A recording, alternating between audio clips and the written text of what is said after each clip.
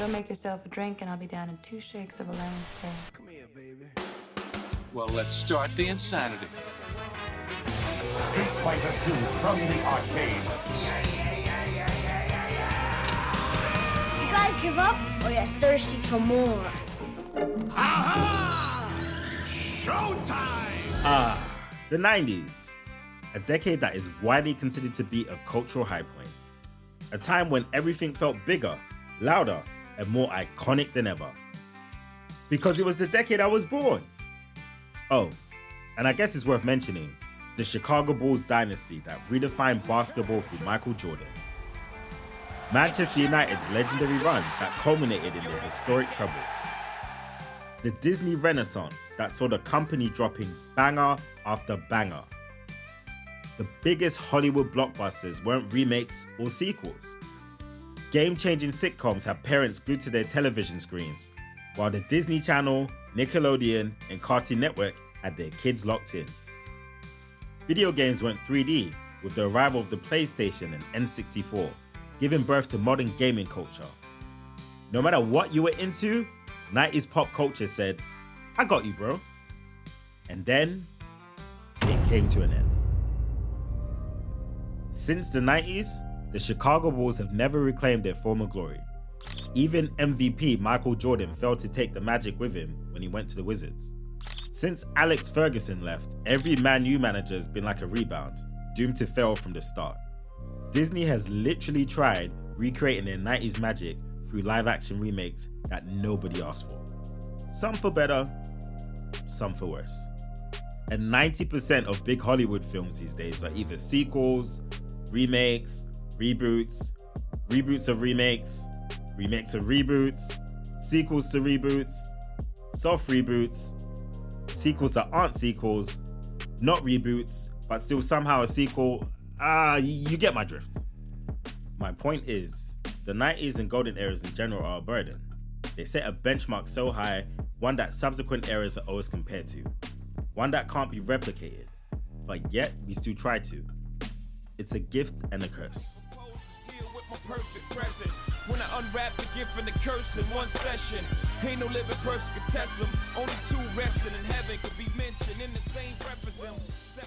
That causes us to not live in the moment and chase ghosts. Already aligned with the greats, and on that same note, the only ones I chase are two ghosts. Still giving you got blow, though he's no big in pot, but he's close. I'm posing when they got me fighting cold.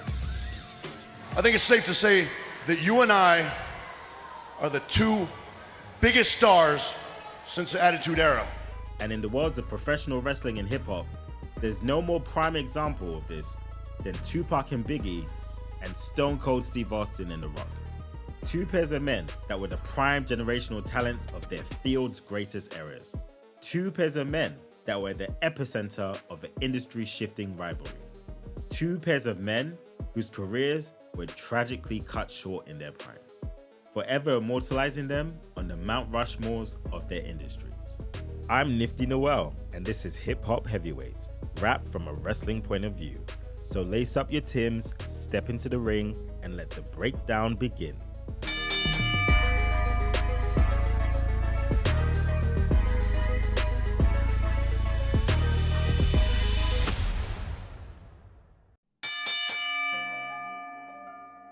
There's plenty of similarities shared between Stone Cold and 2pac, but beyond the matching bald heads, leather vests, and association with Mike Tyson, the most important comparison is who, or should I say, what they stood for and against. To leave office before my term is completed is abhorrent to every instinct in my body. But as president, I must put the interests of America first. The 90s wasn't just loud, it was pissed off. Generation X was tired. These were the kids of Watergate, Reaganomics, and rising inequality. They grew up watching cracks form in the American dream and were done playing nice. Every aspect of pop culture was flipping the bird to the whole damn system. And if gangster rap was the middle finger, 2pac Shakur was the clenched fist behind it. Can barely walk the city streets without a cop harassing me, searching me, then asking my identity. He wasn't just part of the movement, he carried it in his blood. The son of a Black Panther. That activist fire, It wasn't an aesthetic, like for some rappers today. It was inheritance. But Pac wasn't just militant, he was magnetic. The vulnerability in Dear Mama could drop you to your knees. When I was young, me and my mama had beef, 17 years old, kicked out on the streets. The fury in Hit 'Em Up could start a riot. First off, fuck your bitch in the clique you claim. West side, when we ride, come equipped with game. He was contradiction personified, and the people loved him for it, because he went beyond the booth. He went to war with journalists, cops, politicians, his own record label. He had lawsuits, bullet wounds, court dates, and middle fingers for anyone who tried to box him in. He didn't care who he offended, because his mission wasn't peace, it was power. Overthrow the government y'all got right now, which is Bad Boy and Nas and all that bullshit, and we will bring a new government here that will feed every person in New York. You don't want any more. We asked 10 years ago. We was asking with the Panthers. We was asking with them, with civil rights movement. We was asking, now those people that were asking, they're all dead and in jail. So now what do you think we're gonna do? He was hip-hop's outlaw, the genre's poster child for the rebellious attitude of Generation X. The same rebellion that saw the WWF shift its programming to reflect this attitude. Austin 316 says I just whipped your ass. Every Monday night as it stomped down the ramp in a leather vest and knee braces. Stone Cold Steve Austin.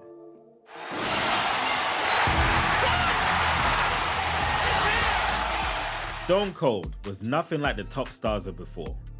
He wasn't built like a bodybuilder. He didn't smile, he didn't play by the rules, and he definitely didn't say his prayers or take his vitamins. He was a corporate nightmare. And that's what made him so over with the fans. An anti-hero that had no respect for authority and a middle finger for the system. Much like 2pac Shakur.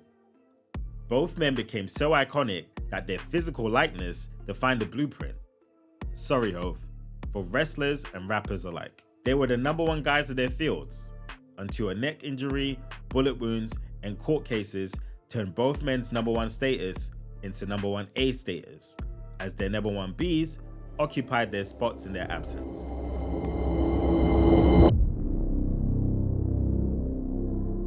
December 1st, 1994 was one heck of an L for 2pac.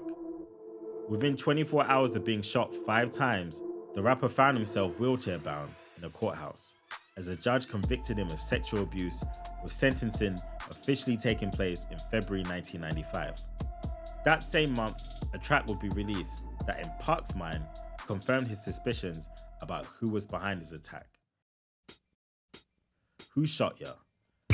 Released on Sean Diddy Combs, aka the Mr. McMahon of hip-hop's record label Bad Boy Records, recorded by flagship artist the Notorious B.I.G. Where Pac was intense, Brooklyn's favorite son was laid back. Much like Pac, Biggie grew up in a single-parent household and was surrounded by poverty.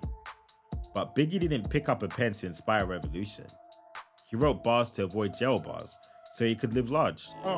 It was all a dream. I used to read Word Up magazine, Salt and Pepper and Heavy D up in the limousine. To all the ladies in the place with style and grace, allow me to lace these lyrical douches in your bushes. Flow, street cred, and undeniable charisma.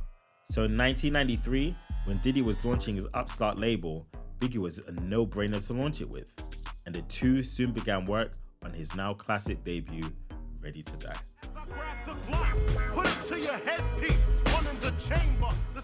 However, Diddy had a certain vision for Biggie. Edginess alone wasn't enough. He wanted shiny suits, pop hooks, and a smoother R&B influenced sound to be a part of Biggie's image. And after some convincing, Biggie was happy enough to go along for the ride, because he wasn't trying to start a revolution, he wanted to get out of the hood. And he got that and more, becoming the Coogee sweater, Versace shades, Kango hat wearing King of New York, shifting attention back to the city after his West Coast counterparts had dominated the genre for the last couple of years. Now, to say Biggie was the top guy in rap is an understatement. He went from chart dominance to appearing in sitcoms to even trading bars and with the king of pop himself. All the while, 2pac stood in anger in a prison cell. Sure, his classic album Me Against the World became the first #1 album released by an incarcerated artist. But he was still locked up and broke, and he indeed felt that the world was against him. And just like Pac had to sit behind bars and watch Biggie become the new face of rap, Stone Cold would soon be out of action with a neck injury and have to watch another star step in and fill his spot as the face of the WWF. A man who was once despised by the same millions of fans who would go into a ball. The Brahma Bull, the Great One, the People's Champ, Dwayne "TheRock" Johnson. He was the Biggie to Austin's Pac. Smooth where Austin was rough. Corporate where Austin was anti-establishment. And think about it. The designer shades, Versace shirts, Rolexes. He looked right at home in a Bad Boy music video. But anyways, just like his hip-hop counterpart, TheRock's secret weapon were his mic skills. The presence, crowd control. You couldn't script it. You couldn't contain it. You just had to let him cook. If you smell it, as he gave us catchphrase upon catchphrase upon catchphrase. As The Rock is gonna lay the smack it down on all their candy. So much so that in 2007, SmackDown officially entered the dictionary, cementing The Rock as the most quoted wrestler of all time. And no rapper's rhymes have been recycled more than Biggie's. That same charisma, the kind that could sell Versace shades and make a Coogee look couture, yeah, that charisma jumped off the turnbuckle in 2000. Then SNL handed him a mic with no script, and he still cooked. The eyebrows did the talking, the ratings did the rest, and just like that, Hollywood came calling. Setting the stage for The Rock to go from the biggest wrestler in the world to the biggest movie star in the world. But in the competitive worlds of hip-hop and wrestling, there's room for only one at the top, and soon the previous occupants would return to reclaim their space with two questions in mind. Who shot me and who ran me over?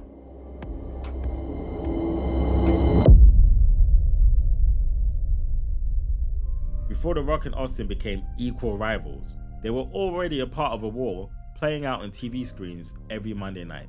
You want a war? You're gonna get one. And before Biggie and Tupac ever exchanged bars, they were caught in the middle of a cultural battlefield split by coasts, pride, and power. Because these weren't just feuds, they were full-scale wars, and both of them started with a shoot.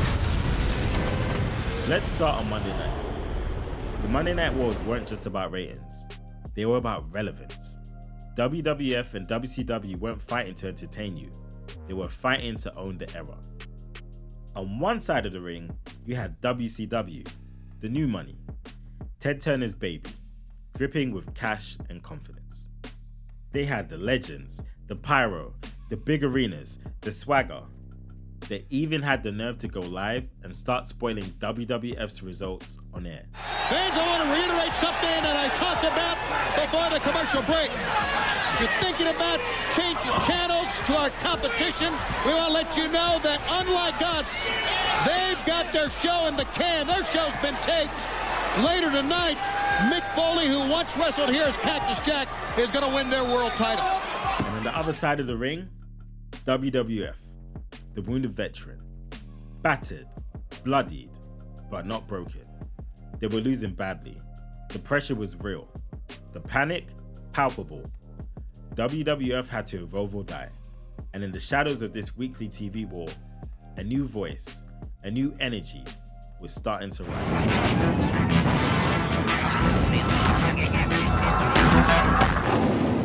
Meanwhile, hip-hop was having its own turf war. Not over time slots, but like wrestling, over territory, pride, and power. New York was the birthplace. Boom bap, ciphers, graffiti on project staircases. The Mecca. If rap had a passport, it was stamped to the 5 boroughs. But out west, a different voice emerged. Bow wow wow, yippee yo, yippee yay, doggy dogs definitely in the hell. Laid back, sun-drenched, but still full of rage. Dre flipped the sound, Snoop brought the slick, and soon the world was throwing up W's like that. It wasn't just regional, it was philosophical. East was lyricism, West was vibe. East was cold, West was flash. Two coasts, two cultures, each claiming to be the heartbeat of the genre. Every bar, every radio drop, every magazine cover felt like a chess move. The media played referee, but they also played instigator. And soon, the lines weren't just musical, they were personal. You wanna play, go ride in a sleigh. I'm so large, I fuck Michelle A. Mr. Buster, where the fuck you at? Can't scrap a lick, so I know you got your gadget. And with that, you now had two territorial culture wars, ready to erupt and produce rivalries that change their industries forever.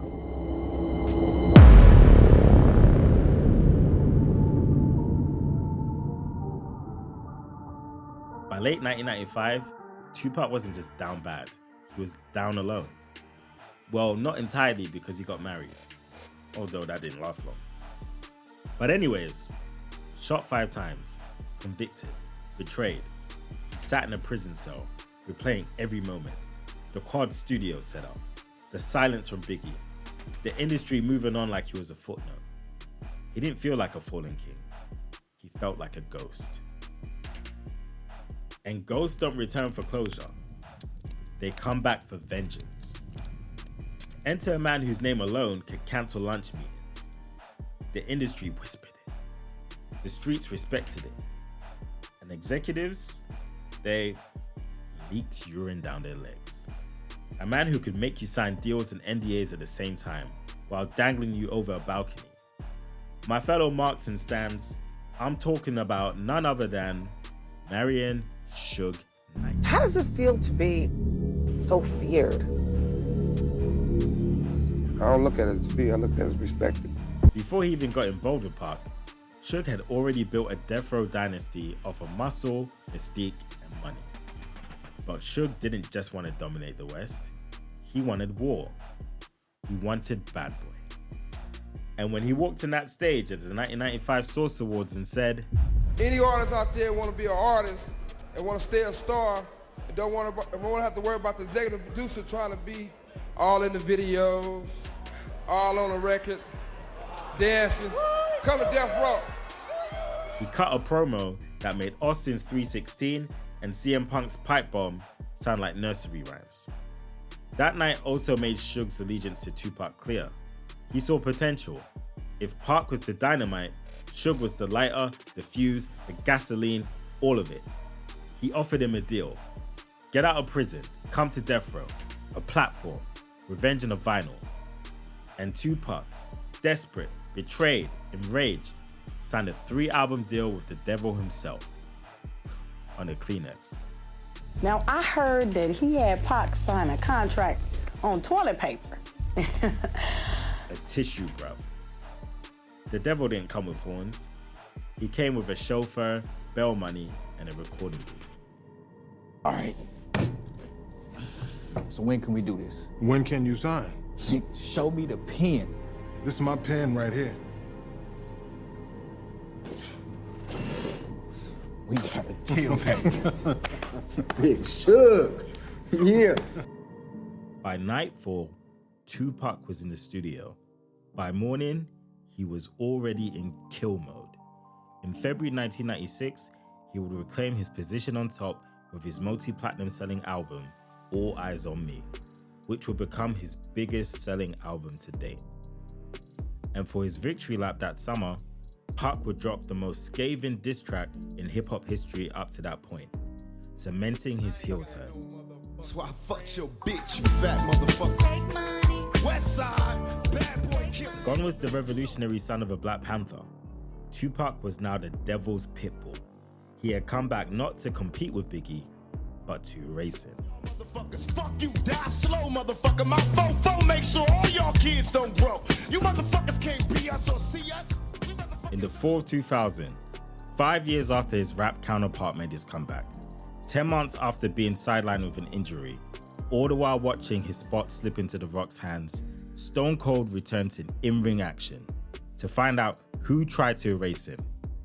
He didn't trust fellow wrestlers, he didn't trust management, he didn't even trust the fans. Just like Pac, he felt set up. Just like Pac, he came back looking for a name. And just like Pac, he kept hearing one. Biggie said he was innocent. The Tupac article had me pissed off, you know what I'm saying? And the rumors that's spreading is on some tip like we set him up, you know what I'm saying? And that's crazy. It's such ridiculous, you know what I'm saying? But I also understand that if you was to get shot 5 times, mine is just completely spinning, you know what I'm saying? You're real confused about your situation. So it'll cause you to say things that you really don't mean. TheRock said he had nothing to do with it. TheRock did not run over Stone Cold. But the truth did not matter. The narrative did. And even though it would soon come out that Triple H was behind the attack on Stone Cold, setting up a brief feud that Stone Cold would lose, at the end of the day, that was a mere side quest on the road to him facing off with his only true equal. Just as Pac had once mentored Big, Stone Cold had once overshadowed TheRock. But when they would meet again, TheRock would now be the people's champ. Biggie was now the king of New York. This wasn't mentor versus student anymore, or 1A versus 1B. This was equal versus equal. And when the moment came for Austin to take his top spot back, he didn't do it with honor, he didn't do it for the fans, he did it by shaking the same hand he spent his whole career fighting, cementing arguably the most shocking heel turn of all time. A devil in a suit and a top talent with nothing left to lose? Sound familiar? Tupac sold his soul to Suge Knight. Stone Cold sold his soul to McMahon. They got their spots back, but they crossed the line to do it. And when you dance with the devil, you never leave the floor the same.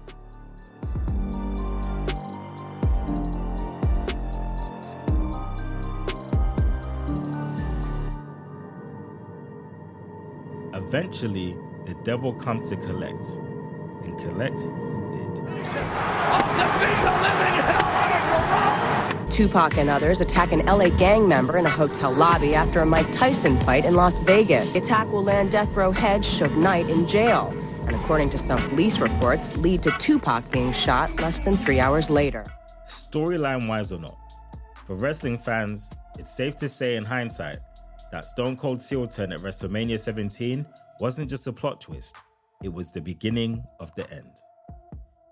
In March 2001, the Monday Night Wars were over.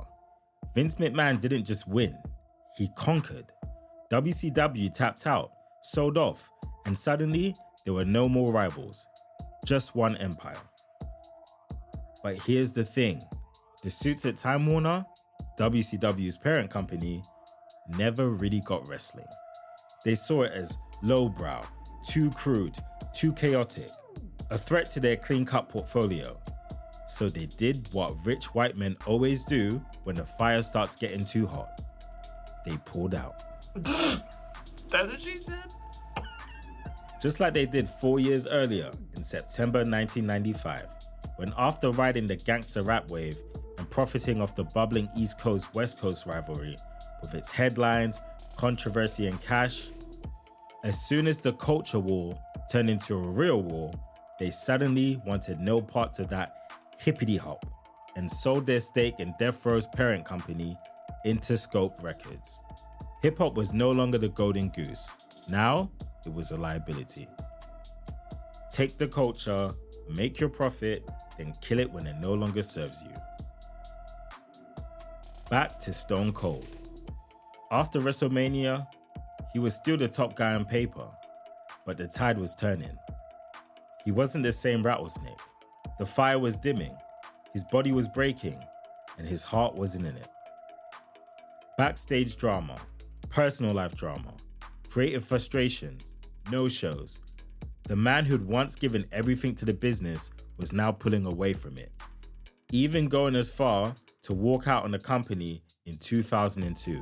He got on the plane and went home. He took his ball and went home, and obviously, I'm pissed off.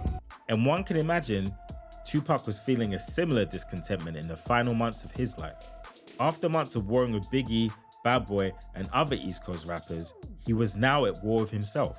Those who knew him said it plainly. He wasn't the same anymore. I just wasn't in agreement with the direction that he was taking. And I just told him that, it was a destructive direction. A scary direction. A very scary direction. The prison time, the lawsuits, the betrayal, they were all leading him down a dark path. He allegedly even wanted to walk out on death row. The bottom line is, just like Austin, Tupac wasn't the same, and both men were going out sad. But while Austin would walk out on his own terms, Tupac never got the chance.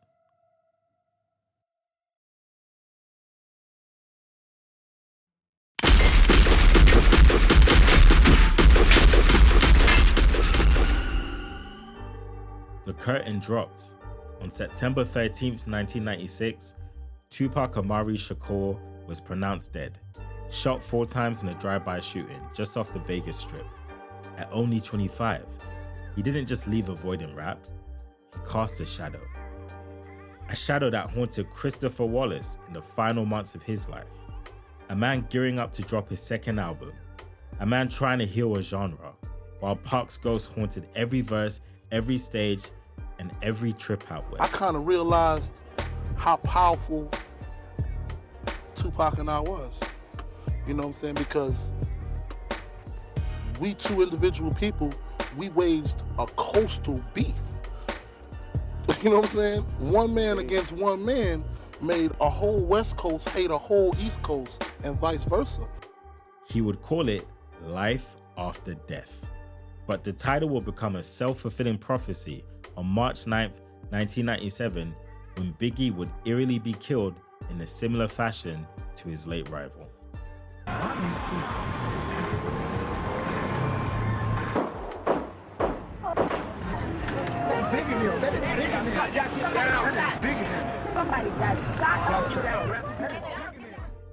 Now, the saddest thing about the deaths of Tupac and Biggie isn't just the fact that they died young, but that they never got to make amends before their passing. 7 years later, Stone Cold would get that chance that Pac and Biggie never did. In a packed Seattle stadium, Stone Cold Steve Austin, after making peace with the company that made him famous, laced up his boots one final time at WrestleMania 19 against the same man he'd built a dynasty with, TheRock. His neck was toast, his body breaking, no farewell tour, no speech, no send-off. But when he walked up that ramp for the final time, he was doing it on his own terms. It was his death moment, not in a physical sense, but mythological. The Attitude Era's beating heart, gone. And just like Pac's death echoed through Biggie's last days, Austin's retirement cast a shadow on TheRock's final run. Stone Cold! Stone Cold! Hey, Steve! He was still around, still dazzling, but you could tell he was already halfway out the door. At WrestleMania 20, 1 year after Austin's farewell, TheRock had his last match as a full-time wrestler, then vanished. Tupac dies. Biggie follows the following year. Austin retires. TheRock exits the following year. Both pairs gone too soon, and both exits felt eerily familiar. One by violence, the other by time, but all four taken in their prime. And the craziest part, they never really left. Not because TheRock would return years later to feud with John Cena and Cody Rhodes. Not because Stone Cold would have one more impromptu match 2 decades later with Kevin Owens. Not because both Biggie and Tupac left us with a boatload of material to listen to after their deaths. And definitely not because Tupac is living a secret life in Cuba, smoking a cigar. Gotta make sure this foot is nice and even. Yeah, that's the one. You seem to be quite famous. I hear a lot of people outside saying, Tupac, Tupac. Who are you? Man. But because every rapper to dominate the culture and every wrestler to reach the top of the business since has stood in their shadow and is haunted by the following questions. Does he have Pac's passion? Does he have Biggie's flow? Is he as over as Austin? or as magnetic as TheRock, their eras were golden, their reigns iconic, their rivalry electrifying, but their legacies a gift and a curse. Because no one gets to be great now. They only get to be the next. Wait, hold on. Now the story doesn't end there. Because after the ring, TheRock did the unthinkable. He broke the blueprint and conquered Hollywood. And in doing so, he did for wrestlers what one man had already done for rappers. Will Smith, hip-hop's Fresh Prince turned global movie star. TheRock was no longer wrestling's Biggie. He was wrestling's Will Smith. And just as TheRock's greatest rival is Stone Cold, Will Smith's greatest rival is, you guessed it, the Stone Cold of hip-hop, 2pac Shakur. He's literally chasing his ghost.